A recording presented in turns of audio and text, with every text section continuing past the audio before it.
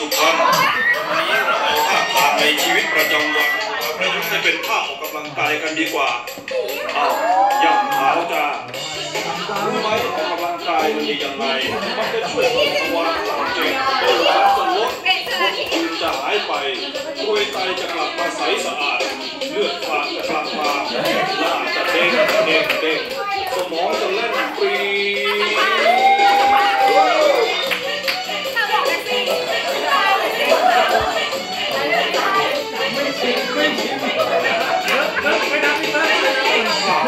ผ้าโบกแท็กซี่แ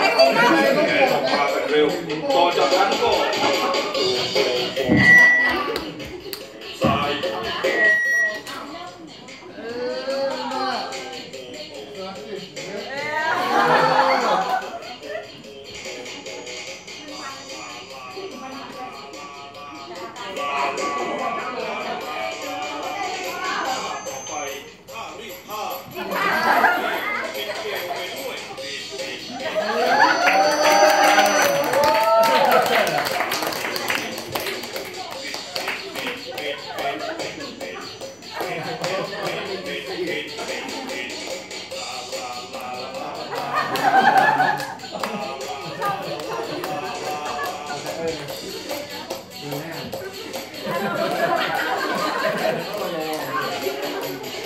ต่อไป